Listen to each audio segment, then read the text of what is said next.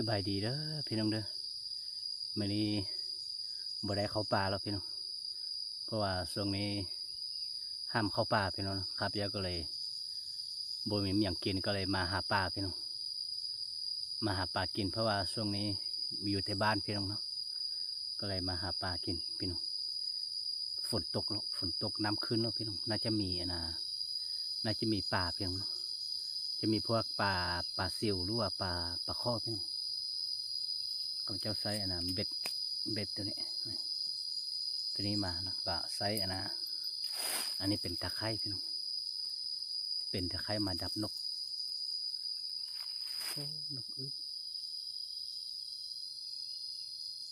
นกคุ้มพี่น้องนี่เดี๋ยวนี้น้ำขึ้นแล้วพี่น้องน้ำขึ้นแล้วอยู่ฝั่งนี้พี่น้องฝั่งนี้น่าจะมีปลาขึ้นมาวางไข่พี่น้องพวกปลาใหญ่ปลาเล็กก็มีหมดพี่น้องเดี๋ยวนี้น้ำขึ้นแล้วเดี๋ยวนี้น้ำก็ขึ้นแล้วพี่น้องแต่เดี๋ยวนี้ยังบ่ทันมืดปลายังบ่ทันมามีแต่เฮาเอาตะไคร้เนาะไปใส่วางใส่แล้วก็ประมาณ3 โมงแรง4 โมงแรงแล้วพวกปลามันจะมามันจะได้พี่น้อง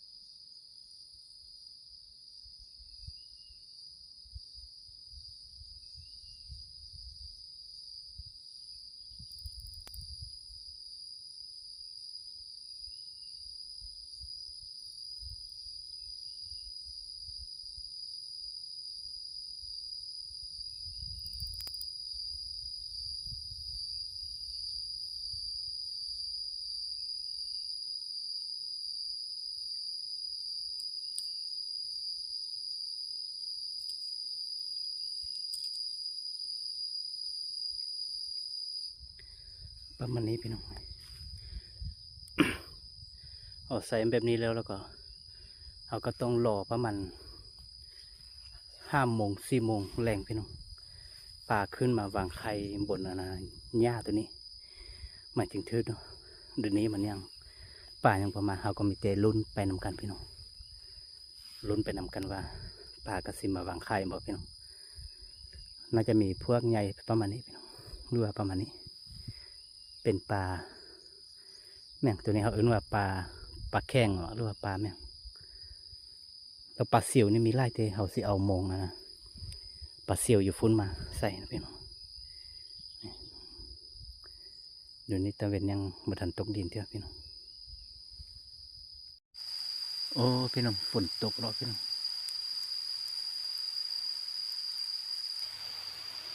โอ้ฝนตกหนักพี่น้องนี่ทางนี้ฝนก็ตกพี่น้อ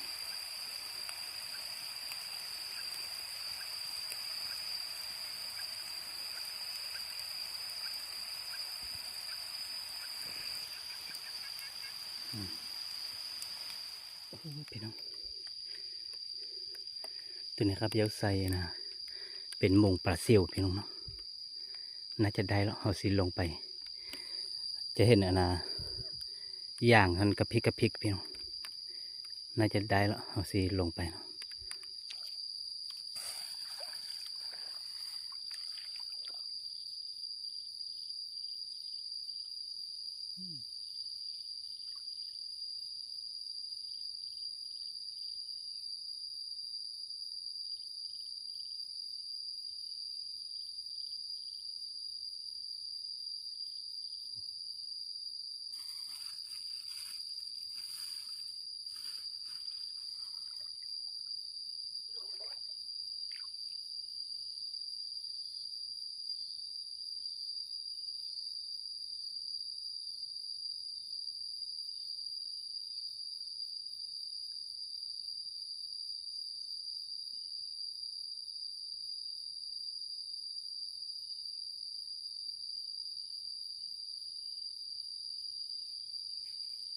ฝนตกแล้วพี่น้อง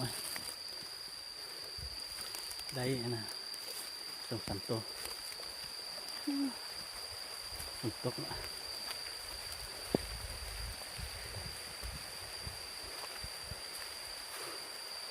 ฝนตกตลอดพี่น้องเดี๋ยวนี้ฝนตกตลอดตกใส่เลย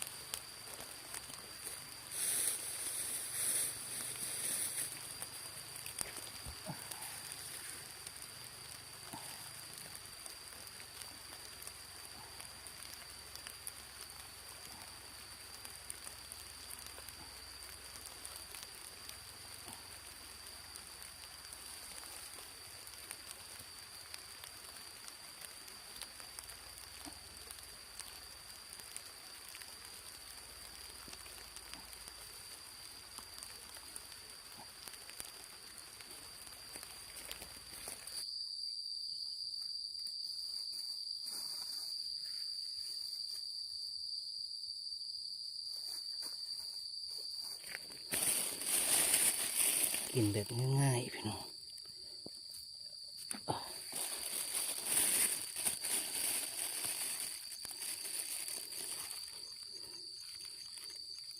กินแบบนี้แซ่บสุดเลยพี่น้องเมนูปลาปิ้งของเราวันนี้ถือว่าสุดยอดเลย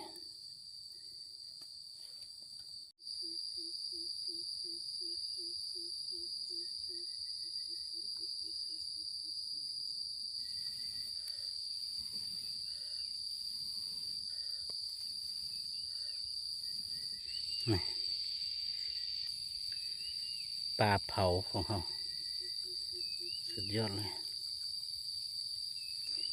กินพร้อมแล้วก็เบิ่งธรรมชาติไปพร้อมพี่น้องสุดยอดเลยยามนี้ใบไม้ใบหญ้ามันเขียวงามพี่น้อง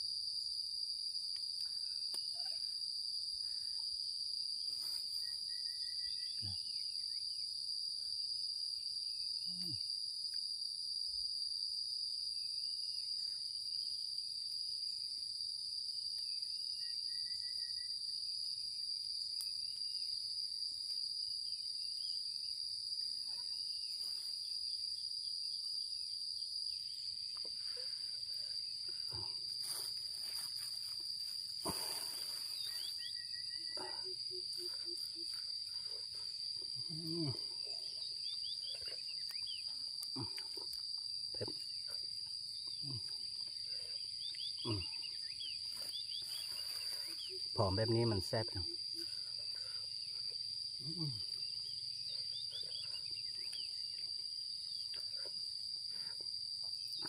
กินทั้งขี้ของมันเลยพี่น้อง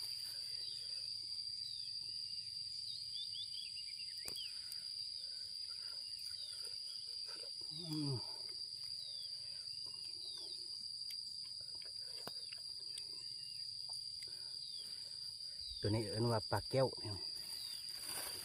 บ้านเฮานะมันกระดูก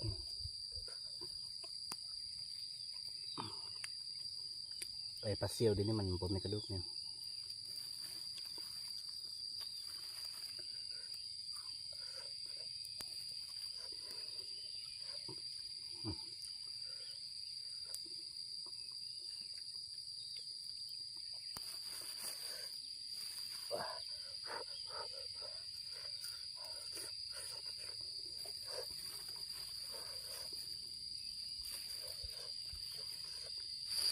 พี่น้องเอ้ยเขาสิไปเก็บหอยอยู่ฟักพุ่นแล้วก็กระสิมบ้านเป็นมื่อนี้ได้เตะป่าน้อยมันเป็นป่าใหญ่ไม่ค่อยได้เป็นเพราะว่าเขาไปจะใส่นะใส่มองตะก้อยเพียงนะก็เลยได้ป่าน้อยเพียงฟังนี้ไปเป็นอ่างน้ำใหญ่แล้วเพราะว่าช่วงนี้บอกกล้าเข้าป่าเพียงนะ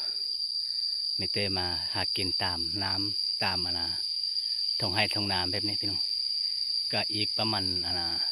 2-3 เดือนพี่น้องเนาะเขาจึงได้กล้าเข้าป่าพี่น้องติดตามเพื่อเป็นกำลังใจให้ในผ่านนี้เด้อพี่น้องเด้อ